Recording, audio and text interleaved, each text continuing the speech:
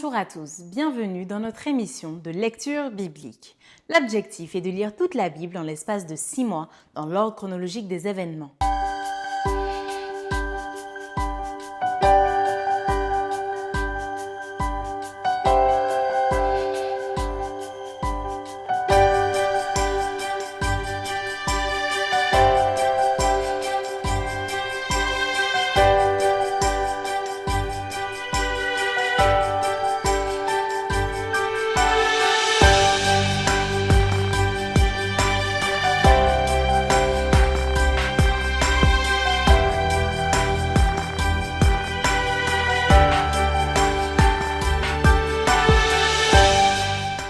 Cette émission vous est proposée par l'Église adventiste du 7e jour d'Évry. Si vous voulez suivre ce plan, vous pouvez cliquer sur le lien dans la description. N'hésitez pas à vous abonner à notre chaîne Évry Adventiste afin de recevoir toutes les nouvelles vidéos de lecture. Restez jusqu'à la fin car nous vous proposerons une méditation concernant le texte du jour. Et n'hésitez pas à poser toutes vos questions dans les commentaires. Aujourd'hui, nous lirons le livre de 2 Rois, du chapitre 18 au verset 9, jusqu'au chapitre 19 au verset 37. Nous poursuivrons par le livre des psaumes au chapitre 46, 80 et 135 et nous terminerons par le livre d'Ésaïe du chapitre 49 à 53. 2 Rois chapitre 18 au verset 9. La 4e année du roi Ézéchias, qui était la 7e année d'Osée, fils d'Éla, roi d'Israël, Salmanasar, roi d'Assyrie, monta contre Samarie et l'assiégea. Il l'a pris au bout de 3 ans, la 6e année d'Ézéchias, qui était la 9e année d'Osée, roi d'Israël. Alors Samarie fut prise. Le roi d'Assyrie emmena Israël captif en Assyrie et il les établit à Chalak, et sur le Chabor, fleuve de Gozan, et dans les villes d'Émédès, parce qu'ils n'avaient point écouté la voix de l'Éternel leur Dieu et qu'ils avaient transgressé son alliance, parce qu'ils n'avaient ni écouté ni mis en pratique tout ce qu'avait ordonné Moïse, serviteur de l'Éternel. La 14e année du roi Ézéchias, Sanchérib, roi d'Assyrie, monta contre toutes les villes fortes de Juda et s'en empara.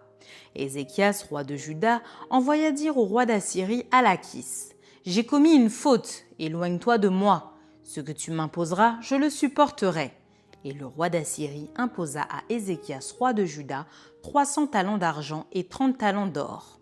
Ézéchias donna tout l'argent qui se trouvait dans la maison de l'Éternel et dans les trésors de la maison du roi.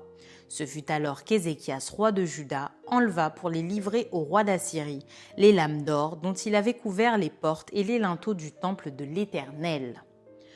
Le roi d'Assyrie envoya de Lachis à Jérusalem vers le roi Ézéchias, Tartan, Rabsaris et Rabshaké avec une puissante armée. Ils montèrent et ils arrivèrent à Jérusalem. Lorsqu'ils furent montés et arrivés, ils s'arrêtèrent à l'aqueduc de l'étang supérieur sur le chemin du champ du Foulon. Ils appelèrent le roi, et Éliakim, fils de Hilkija, chef de la maison du roi, se rendit auprès d'eux avec Shebna, le secrétaire, et Joach, fils d'Azaph, l'archiviste. Rabshaké leur dit : « Dites à Ézéchias, ainsi parle le grand roi, le roi d'Assyrie. Quelle est cette confiance sur laquelle tu t'appuies ? Tu as dit : il faut pour la guerre de la prudence et de la force. Mais ce ne sont que des paroles en l'air. En qui donc as-tu placé ta confiance pour t'être révolté contre moi ? Voici, tu l'as placé dans l'Égypte. Tu as pris pour soutien ce roseau cassé qui pénètre et perce la main de quiconque s'appuie dessus. Tel est Pharaon, roi d'Égypte, pour tous ceux qui se confient en lui. Peut-être me direz-vous, c'est en l'Éternel notre Dieu que nous nous confions. Mais n'est-ce pas lui dont Ézéchias a fait disparaître les hauts lieux et les autels, en disant à Juda et à Jérusalem : vous vous prosternerez devant cet autel à Jérusalem ?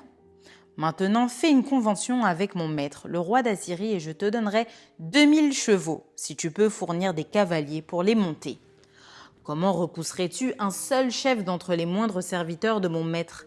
Tu mets ta confiance dans l'Égypte pour les chars et pour les cavaliers. D'ailleurs, est-ce sans la volonté de l'Éternel que je suis monté contre ce lieu pour le détruire ? L'Éternel m'a dit : monte contre ce pays et détruis-le. Éliakim, fils de Hilkija, Shebna et Joach, dirent à Rabshaké : parle à tes serviteurs en araméen, car nous le comprenons, et ne nous parle pas en langue judaïque aux oreilles du peuple qui est sur la muraille. Rabshakeh leur répondit, « Est-ce à ton maître et à toi que mon maître m'a envoyé dire ces paroles ? N'est-ce pas à ces hommes assis sur la muraille pour manger leurs excréments et pour boire leur urine avec vous ?» Alors Rabshakeh, s'étant avancé, cria à haute voix en langue judaïque et dit, « Écoutez la parole du grand roi, du roi d'Assyrie. Ainsi parle le roi. Qu'Ézéchias ne vous abuse point, car il ne pourra vous délivrer de ma main. Qu'Ézéchias ne vous amène point à vous confier en l'Éternel en disant « L'Éternel nous délivrera et cette ville ne sera pas livrée entre les mains du roi d'Assyrie. N'écoutez point Ézéchias, car ainsi parle le roi d'Assyrie. Faites la paix avec moi. Rendez-vous à moi et chacun de vous mangera de sa vigne et de son figuier, et chacun boira de l'eau de sa citerne, jusqu'à ce que je devienne et que je vous emmène dans un pays comme le vôtre, dans un pays de blé et de vin, un pays de pain et de vigne, un pays d'oliviers à huile et de miel, et vous vivrez et vous ne mourrez point. N'écoutez donc point Ézéchias, car il pourrait vous séduire en disant « L'Éternel nous délivrera ». Les dieux des nations ont-ils délivré chacun son pays de la main du roi d'Assyrie? Où sont les dieux de Hamath et d'Arpad? Où sont les dieux de Sepharvaïm, d'Ena et d'Iva? Ont-ils délivré Samarie de ma main? Parmi tous les dieux de ces pays, quels sont ceux qui ont délivré leur pays de ma main pour que l'Éternel délivre Jérusalem de ma main? Le peuple se tut et ne lui répondit pas un mot, car le roi avait donné cet ordre. Vous ne lui répondrez pas. Et Eliakim, fils de Hilkija, chef de la maison du roi, Shebna le secrétaire et Joach, fils d'Azaph l'archiviste, vinrent auprès d'Ézéchias, les vêtements déchirés, et lui rapportèrent les paroles de Rabshakeh. 2 Rois, chapitre 19. Lorsque le roi Ézéchias eut entendu cela, il déchira ses vêtements, se couvrit d'un sac et alla dans la maison de l'Éternel. Il envoya Eliakim, chef de la maison du roi, Shebna le secrétaire et les plus anciens des sacrificateurs couverts de sacs vers Ésaïe le prophète, fils d'Amo. Et ils lui dirent, « Ainsi parle Ézéchias. Ce jour est un jour d'angoisse, de châtiment et d'opprobre, car les enfants sont près de sortir du sein maternel, et il n'y a point de force pour l'enfantement. Peut-être l'Éternel ton Dieu a-t-il entendu toutes les paroles de Rabshakeh que le roi d'Assyrie, son maître, a envoyé pour insulter au Dieu vivant, et peut-être l'Éternel ton Dieu exercera-t-il ses châtiments à cause des paroles qu'il a entendues. Fais donc monter une prière pour le reste qui subsiste encore. » Les serviteurs du roi Ézéchias allèrent donc auprès d'Ésaïe, et Ésaïe leur dit, « Voici ce que vous direz à votre maître. Ainsi parle l'Éternel. Ne t'effraie point des paroles que tu as entendues et par lesquelles m'ont outragé les serviteurs du roi d'Assyrie. Je vais mettre en lui un esprit tel que sur une nouvelle qu'il recevra, il retournera dans son pays et je le ferai tomber par l'épée dans son pays. » Rabshakeh, s'étant retiré, trouva le roi d'Assyrie qui attaquait Libna, car il avait appris son départ de Lachis. Alors le roi d'Assyrie reçut une nouvelle au sujet de Tirhaka, roi d'Éthiopie. On lui dit « Voici, il s'est mis en marche pour te faire la guerre. » Et le roi d'Assyrie envoya de nouveau des messagers à Ézéchias en disant « Vous parlerez ainsi à Ézéchias, roi de Juda. Que ton Dieu auquel tu te confies ne t'abuse point en disant « Jérusalem ne sera pas livrée entre les mains du roi d'Assyrie. » Voici tu as appris ce qu'ont fait les rois d'Assyrie à tous les pays et comment ils les ont détruits. Et toi, tu serais délivré. Les dieux des nations que mes pères ont détruites, les ont-ils délivrés? Gozan, Charan, Retsef et les fils d'Éden qui sont à Télassar. Où sont le roi de Hamath, le roi d'Arpad et le roi de la ville de Sepharvaïm, d'Ena et d'Iva? Ézéchias prit la lettre de la main des messagers et la lut. Puis il monta à la maison de l'Éternel et la déploya devant l'Éternel, à qui il adressa cette prière. Éternel Dieu d'Israël, assis sur les chérubins, c'est toi qui es le seul Dieu de tous les royaumes de la terre, c'est toi qui as fait les cieux et la terre. Éternel, incline ton oreille et écoute. Éternel, ouvre tes yeux et regarde. Entends les paroles de son chérib qui a envoyé Rabshakeh pour insulter au Dieu vivant. Il est vrai, ô Éternel, que les rois d'Assyrie ont détruit les nations et ravagé leur pays, et qu'ils ont jeté leurs dieux dans le feu, mais ce n'étaient point des dieux, c'étaient des ouvrages de main d'homme, du bois et de la pierre, et ils les ont anéantis. Maintenant, Éternel notre Dieu, délivre-nous de la main de Sanchérib et que tous les royaumes de la terre sachent que toi seul es Dieu, ô Éternel. » Alors Ésaïe, fils d'Amo, envoya dire à Ézéchias : « Ainsi parle l'Éternel, le Dieu d'Israël. J'ai entendu la prière que tu m'as adressée au sujet de Sanchérib, roi d'Assyrie. Voici la parole que l'Éternel a prononcée contre lui. Elle te méprise, elle se moque de toi, la Vierge, fille de Sion. Elle hoche la tête après toi, la fille de Jérusalem. Qui as-tu insulté et outragé? Contre qui as-tu élevé la voix? Tu as porté tes yeux en haut sur le Saint d'Israël. Par tes messagers, tu as insulté le Seigneur et tu as dit : avec la multitude de mes chars, j'ai gravi le sommet des montagnes, les extrémités du Liban, je couperai les plus élevés de ses cèdres, les plus beaux de ses cyprès, et j'atteindrai sa dernière cime, sa forêt semblable à un verger. J'ai creusé et j'ai bu des eaux étrangères, et je tarirai avec la plante de mes pieds tous les fleuves de l'Égypte. N'as-tu pas appris que j'ai préparé ces choses de loin et que je les ai résolues dès les temps anciens? Maintenant, j'ai permis qu'elles s'accomplissent et que tu réduisisses des villes fortes en monceaux de ruines. Leurs habitants sont impuissants, épouvantés et confus. Ils sont comme l'herbe des champs et la tendre verdure, comme le gazon des toits et le blé qui sèche avant la formation de sa tige. Mais je sais quand tu t'assieds, quand tu sors et quand tu entres, et quand tu es furieux contre moi. Parce que tu es furieux contre moi, et que ton arrogance est montée à mes oreilles, je mettrai ma boucle à tes narines et mon morse entre tes lèvres, et je te ferai retourner par le chemin par lequel tu es venu. Que ceci soit un signe pour toi. On a mangé une année le produit du grain tombé, et une seconde année ce qui croît de soi-même. Mais la troisième année vous sèmerez, vous moissonnerez, vous planterez des vignes et vous en mangerez le fruit. Ce qui aura été sauvé de la maison de Juda, ce qui sera resté, poussera encore des racines par-dessous et portera du fruit par-dessus. Car de Jérusalem, il sortira un reste, et de la montagne de Sion des réchappés. Voilà ce que fera le zèle de l'Éternel des armées. C'est pourquoi ainsi parle l'Éternel sur le roi d'Assyrie. Il n'entrera point dans cette ville. Il n'y lancera point de trait, il ne lui présentera point de bouclier et il n'élèvera point de retranchement contre elle. Il s'en retournera par le chemin par lequel il est venu et il n'entrera point dans cette ville, dit l'Éternel. Je protégerai cette ville pour la sauver à cause de moi et à cause de David, mon serviteur. Cette nuit-là, l'ange de l'Éternel sortit et frappa dans le camp des Assyriens 185 000 hommes. Et quand on se leva le matin, voici, c'étaient tous des corps morts. Alors Sanchérib, roi d'Assyrie, leva son camp, partit et s'en retourna, et il resta à Ninive. Or, comme il était prosterné dans la maison de Nisroch, son dieu, Adramélec et Sharezer, ses fils, le frappèrent avec l'épée et s'enfuirent au pays d'Ararat. Et Esar-Hadon, son fils, régna à sa place.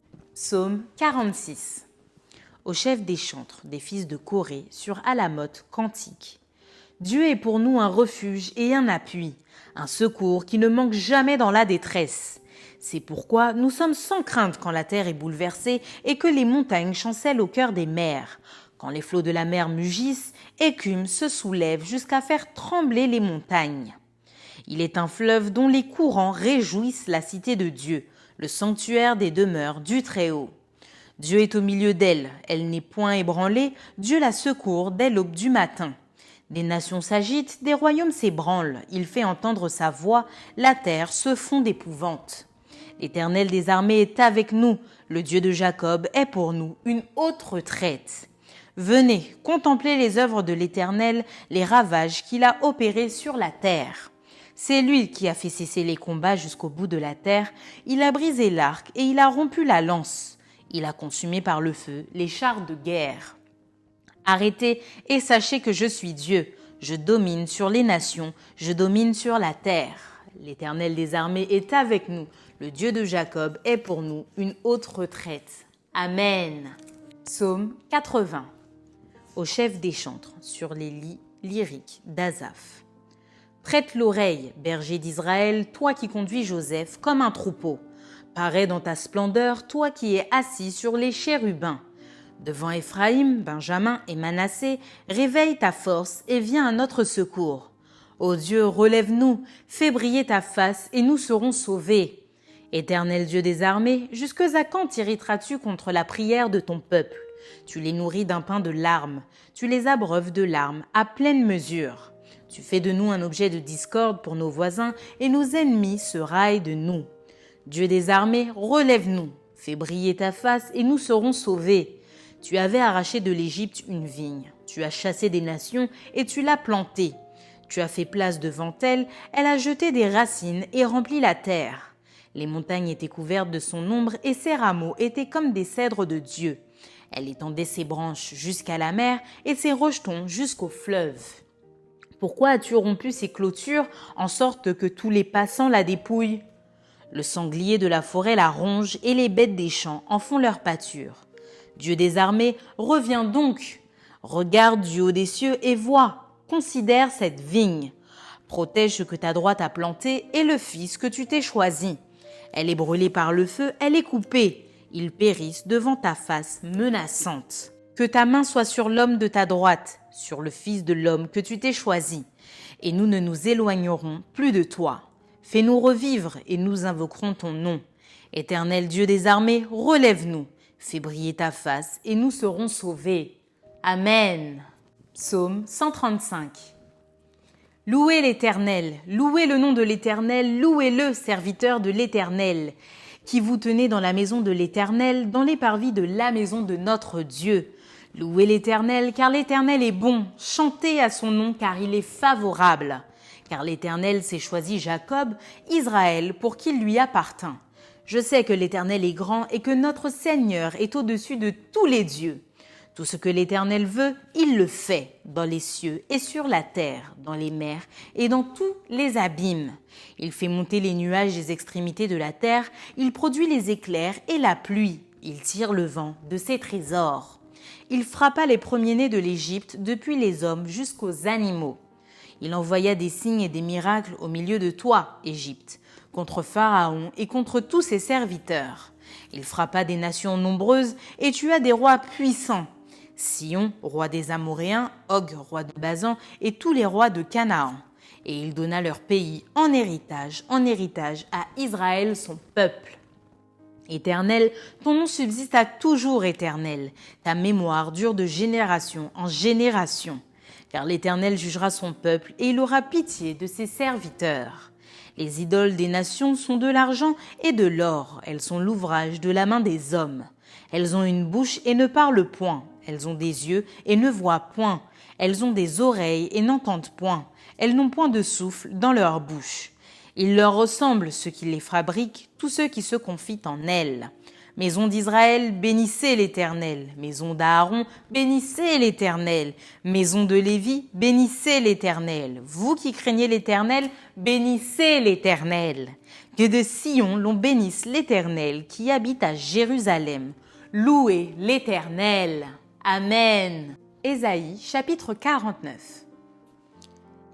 Écoutez-moi, peuple lointain, soyez attentifs. L'Éternel m'a appelé dès ma naissance, il m'a nommé dès ma sortie des entrailles maternelles. Il a rendu ma bouche semblable à un glaive tranchant, il m'a couvert de l'ombre de sa main.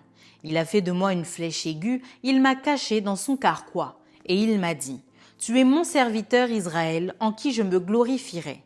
Et moi j'ai dit, c'est en vain que j'ai travaillé, c'est pour le vide et le néant que j'ai consumé ma force. Mais mon droit est auprès de l'Éternel et ma récompense auprès de mon Dieu. Maintenant l'Éternel parle, lui qui m'a formé dès ma naissance pour être son serviteur, pour amener à lui Jacob et Israël encore dispersés. Car je suis honoré aux yeux de l'Éternel et mon Dieu est ma force. Il dit, c'est peu que tu sois mon serviteur pour relever les tribus de Jacob et pour ramener les restes d'Israël. Je t'établis pour être la lumière des nations, pour porter mon salut jusqu'aux extrémités de la terre. Ainsi parle l'Éternel le Rédempteur, le Saint d'Israël, à celui qu'on méprise, qui est en horreur au peuple, à l'esclave des puissants. Des rois le verront et ils se lèveront, des princes et ils se prosterneront à cause de l'Éternel qui est fidèle, du Saint d'Israël qui t'a choisi. Ainsi parle l'Éternel. Au temps de la grâce, je t'exaucerai et au jour du salut, je te secouerai. Je te garderai et je t'établirai pour traiter alliance avec le peuple, pour relever le pays et pour distribuer les héritages désolés, pour dire aux captifs « Sortez !» et à ceux qui sont dans les ténèbres « Paraissez !» Ils paîtront sur les chemins et ils trouveront des pâturages sur tous les coteaux. Ils n'auront pas faim et ils n'auront pas soif. Le mirage et le soleil ne les feront point souffrir, car celui qui a pitié d'eux sera leur guide et il les conduira vers des sources d'eau. Je changerai toutes mes montagnes en chemin et mes routes seront frayées. Les voici, ils viennent de loin, les uns du septentrion et de l'occident, les autres du pays de Sinim. Cieux, réjouissez-vous, terre soit dans l'allégresse, montagnes, éclatez en cris de joie, car l'Éternel console son peuple, il a pitié de ses malheureux. Sion disait, l'Éternel m'abandonne, le Seigneur m'oublie. Une femme oublie-t-elle l'enfant qu'elle allait? N'a-t-elle pas pitié du fruit de ses entrailles? Quand elle l'oublierait, moi, je ne t'oublierai point. Voici, je t'ai gravé sur mes mains, tes murs sont toujours devant mes yeux. Tes fils accourent, ceux qui t'avaient détruite et ravagée sortiront du milieu de toi. Porte tes yeux alentour et regarde. Tous, ils s'assemblent, ils viennent vers toi. Je suis vivant, dit l'Éternel. Tu les revêtiras tous comme une parure et tu t'en ceindras comme une fiancée. Dans tes places ravagées et désertes, dans ton pays ruiné, tes habitants seront désormais à l'étroit et ceux qui te dévoraient s'éloigneront. Ils répéteront à tes oreilles ces fils dont tu fus privé. L'espace est trop étroit pour moi, fais-moi de la place pour que je puisse m'établir. Et tu diras en ton cœur, qui me les a engendrés? Car j'étais sans enfant, j'étais stérile. J'étais exilé, répudié, qui les a élevés? J'étais resté seul, ceux-ci, où étaient-ils? Ainsi a parlé le Seigneur l'Éternel. Voici, je lèverai ma main vers les nations, je dresserai ma bannière vers les peuples, et ils ramèneront tes fils entre leurs bras, et ils porteront tes filles sur les épaules. Des rois seront tes nourriciers, et leurs princesses tes nourrices. Ils se prosterneront devant toi, la face contre terre, et ils lécheront la poussière de tes pieds, et tu sauras que je suis l'Éternel, et que ceux qui espèrent en moi ne seront point confus. Le butin du puissant lui sera-t-il enlevé? Et la capture faite sur le juste échappera-t-elle? Oui, dit l'Éternel, la capture du puissant lui sera enlevée et le butin du tyran lui échappera. Je combattrai tes ennemis et je sauverai tes fils. Je ferai manger à tes oppresseurs leur propre chair. Ils s'enivreront de leur sang comme du mou et toute chair saura que je suis l'Éternel, ton sauveur, ton rédempteur, le puissant de Jacob. Ésaïe, chapitre 50. Ainsi parle l'Éternel. Où est la lettre de divorce par laquelle j'ai répudié votre mère? Ou bien, auquel de mes créanciers vous ai-je vendu? Voici, c'est à cause de vos iniquités que vous avez été vendus, et c'est à cause de vos péchés que votre mère a été répudiée. Je suis venu. Pourquoi n'y avait-il personne? J'ai appelé. Pourquoi personne n'a-t-il répondu? Ma main est-elle trop courte pour racheter? N'ai-je pas assez de force pour délivrer? Par ma menace, je dessèche la mer, je réduis les fleuves en désert, leurs poissons se corrompent faute d'eau et ils périssent de soif. Je revais les cieux d'obscurité et je fais d'un sac leur couverture. Le Seigneur l'Éternel m'a donné une langue exercée pour que je sache soutenir par la parole celui qui est abattu. Il éveille chaque matin, il éveille mon oreille pour que j'écoute comme écoutent des disciples. Le Seigneur l'Éternel m'a ouvert l'oreille et je n'ai point résisté. Je ne me suis point retiré en arrière. J'ai livré mon dos à ceux qui me frappaient et mes joues à ceux qui m'arrachaient la barbe. Je n'ai pas dérobé mon visage aux ignominies et aux crachats. Mais le Seigneur, l'Éternel, m'a secouru. C'est pourquoi je n'ai point été déshonoré, c'est pourquoi j'ai rendu mon visage semblable à un caillou, sachant que je ne serai point confondu. Celui qui me justifie est proche. Qui disputera contre moi? Comparaissons ensemble. Qui est mon adversaire? Qu'il s'avance vers moi. Voici le Seigneur l'Éternel me secourra. Qui me condamnera? Voici ils tomberont tous en lambeaux comme un vêtement. La teigne les dévorera. Quiconque parmi vous craint l'Éternel, qu'il écoute la voix de son serviteur. Quiconque marche dans l'obscurité et manque de lumière, qu'il se confie dans le nom de l'Éternel et qu'il s'appuie sur son Dieu. Voici, vous tous qui allumez un feu et qui êtes armés de torches, allez au milieu de votre feu et de vos torches enflammées. C'est par ma main que ces choses vous arriveront. Vous vous coucherez dans la douleur. Ésaïe, chapitre 51. Écoutez-moi, vous qui poursuivez la justice, qui cherchez l'Éternel. Portez les regards sur le rocher d'où vous avez été taillé, sur le creux de la fosse d'où vous avez été tiré. Portez les regards sur Abraham, votre père, et sur Sarah qui vous a enfanté, car lui seul, je l'ai appelé, je l'ai béni et multiplié. Ainsi, l'Éternel a pitié de Sion, il a pitié de toutes ses ruines. Il rendra son désert semblable à un Éden et sa terre aride à un jardin de l'Éternel. La joie et l'allégresse se trouveront au milieu d'elle, les actions de grâce et le chant des cantiques. Mon peuple, sois attentif, ma nation, prête-moi l'oreille, car la loi sortira de moi et j'établirai ma loi pour être la lumière des peuples. Ma justice est proche, mon salut va paraître et mes bras jugeront les peuples. Les îles espéreront en moi, elles se confieront en mon bras. Levez les yeux vers le ciel et regardez en bas sur la terre. Car les cieux s'évanouiront comme une fumée, la terre tombera en lambeaux comme un vêtement, et ses habitants périront comme des mouches. Mais mon salut durera éternellement, et ma justice n'aura point de fin. Écoutez-moi, vous qui connaissez la justice, peuple qui a ma loi dans ton cœur. Ne craignez pas l'opprobre des hommes, et ne tremblez pas devant leurs outrages. Car la teigne les dévorera comme un vêtement, et la gerce les rongera comme de la laine. Mais ma justice durera éternellement, et mon salut s'étendra d'âge en âge. Réveille-toi, réveille-toi, revêt-toi de force, bras de l'Éternel. Réveille-toi comme au jour d'autrefois dans les anciens âges. N'est-ce pas toi qui as bâti l'Égypte, qui transperça le monstre ? N'est-ce pas toi qui mis à sec la mer, les eaux du grand abîme, qui fraya dans les profondeurs de la mer un chemin pour le passage des rachetés ? Ainsi, les rachetés de l'Éternel retourneront, ils iront à Sion avec chant de triomphe, et une joie éternelle couronnera leur tête. L'allégresse et la joie s'approcheront, la douleur et les gémissements s'enfuiront. C'est moi qui vous console. Qui es-tu pour avoir peur de l'homme mortel et du Fils de l'homme pareil à l'herbe ? Et tu oublierais l'Éternel qui t'a fait, qui a étendu les cieux et fondé la terre ? Et tu tremblerais incessamment tout le jour devant la colère de l'oppresseur parce qu'il cherche à détruire ? Où donc est la colère de l'oppresseur ?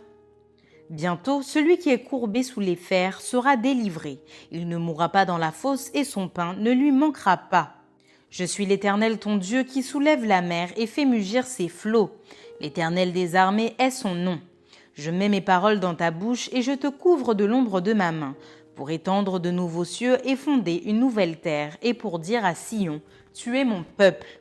Réveille-toi, réveille-toi. Lève-toi, Jérusalem, qui a bu de la main de l'Éternel la coupe de sa colère, qui a bu, sucé jusqu'à la lie, la coupe d'étourdissement. Il n'y en a aucun pour la conduire de tous les fils qu'elle a enfantés. Il n'y en a aucun pour la prendre par la main de tous les fils qu'elle a élevés. Ces deux choses te sont arrivées. Qui te plaindra ? Le ravage et la ruine, la famine et l'épée. Qui suis-je pour te consoler ? Tes fils en défaillance gisaient à tous les coins de rue, comme le cerf dans un filet, chargé de la colère de l'Éternel, des menaces de ton Dieu. C'est pourquoi écoute ceci, malheureuse ivre mais non de vin. Ainsi parle ton Seigneur l'Éternel ton Dieu qui défend son peuple. Voici je prends de ta main la coupe d'étourdissement, la coupe de ma colère, tu ne la boiras plus. Je la mettrai dans la main de tes oppresseurs qui te disaient « Courbe-toi et nous passerons ». Tu faisais alors de ton dos comme une terre, comme une rue pour les passants. Ésaïe chapitre 52. Réveille-toi, réveille-toi, revêt ta parure, Sion, revêt tes habits de fête, Jérusalem, ville sainte, car il n'entrera plus chez toi ni incirconcis, ni impur. Secoue ta poussière, lève-toi, mets-toi sur ton séant. Jérusalem, détache les liens de ton cou, captive, fille de Sion, car ainsi parle l'Éternel. C'est gratuitement que vous avez été vendus et ce n'est pas à prix d'argent que vous serez rachetés. Car ainsi parle le Seigneur l'Éternel. Jadis, mon peuple descendit en Égypte pour y séjourner, puis l'Assyrien l'opprima sans cause. Et maintenant, qu'ai-je à faire, dit l'Éternel, quand mon peuple a été gratuitement enlevé ? Ces tyrans poussent des cris, dit l'Éternel, et toute la durée du jour, mon nom est outragé. C'est pourquoi mon peuple connaîtra mon nom. C'est pourquoi il saura en ce jour que c'est moi qui parle. Me voici. qu'ils sont beaux sur les montagnes, les pieds de celui qui apporte de bonnes nouvelles, qui publie la paix. De celui qui apporte de bonnes nouvelles, qui publie le salut. De celui qui dit à Sion, ton Dieu règne. La voix de tes sentinelles retentit. Elles élèvent la voix, elles poussent ensemble des cris d'allégresse. Car de leurs propres yeux, elles voient que l'Éternel ramène Sion. Éclatez ensemble en cris de joie, ruines de Jérusalem, car l'Éternel console son peuple, il rachète Jérusalem. L'Éternel découvre le bras de sa sainteté aux yeux de toutes les nations, et toutes les extrémités de la terre verront le salut de notre Dieu. Partez, partez, sortez de là, ne touchez rien d'impur, sortez du milieu d'elle, purifiez-vous, vous qui portez les vases de l'Éternel. Ne sortez pas avec précipitation, ne partez pas en fuyant, car l'Éternel ira devant vous, et le Dieu d'Israël fermera votre marche. Voici, mon serviteur prospérera, il montera, il s'élèvera bien haut. De même qu'il a été pour plusieurs un sujet d'effroi, tant son visage était défiguré, tant son aspect différait de celui des fils de l'homme, de même il sera pour beaucoup de peuples un sujet de joie. Devant lui des rois fermeront la bouche, car ils verront ce qui ne leur avait point été raconté, ils apprendront ce qu'ils n'avaient point entendu. Ésaïe chapitre 53. Qui a cru à ce qui nous était annoncé? Qui a reconnu le bras de l'Éternel? Il s'était levé devant lui, comme une faible plante, comme un rejeton qui sort d'une terre desséchée. Il n'avait ni beauté ni éclat pour attirer nos regards, et son aspect n'avait rien pour nous plaire.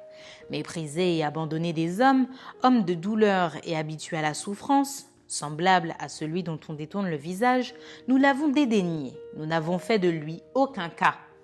Cependant, ce sont nos souffrances qu'il a portées, et c'est de nos douleurs qu'il s'est chargé, et nous l'avons considéré comme puni, frappé de Dieu et humilié. Mais il était blessé pour nos péchés, brisé pour nos iniquités. Le châtiment qui nous donne la paix est tombé sur lui, et c'est par ses meurtrissures que nous sommes guéris. Nous étions tous errants comme des brebis, chacun suivait sa propre voie, et l'Éternel a fait retomber sur lui l'iniquité de nous tous. Il a été maltraité et opprimé, et il n'a point ouvert la bouche, semblable à un agneau qu'on mène à la boucherie, à une brebis muette devant ceux qui la tondent. Il n'a point ouvert la bouche. Il a été enlevé par l'angoisse et le châtiment, et parmi ceux de sa génération, qui a cru qu'il était retranché de la terre des vivants et frappé pour les péchés de mon peuple? On a mis son sépulcre parmi les méchants, son tombeau avec le riche, quoiqu'il n'eût point commis de violence et qu'il n'eût point de fraude dans sa bouche. Il a plu à l'Éternel de le briser par la souffrance. Après avoir livré sa vie en sacrifice pour le péché, il verra une postérité et prolongera ses jours, et l'œuvre de l'Éternel prospérera entre ses mains. À cause du travail de son âme, il rassasiera ses regards. Par sa connaissance, mon serviteur juste justifiera beaucoup d'hommes, et il se chargera de leurs iniquités. C'est pourquoi je lui donnerai sa part avec les grands. Il partagera le butin avec les puissants parce qu'il s'est livré lui-même à la mort et qu'il a été mis au nombre des malfaiteurs, parce qu'il a porté les péchés de beaucoup d'hommes et qu'il a intercédé pour les coupables. Maintenant, place à la méditation.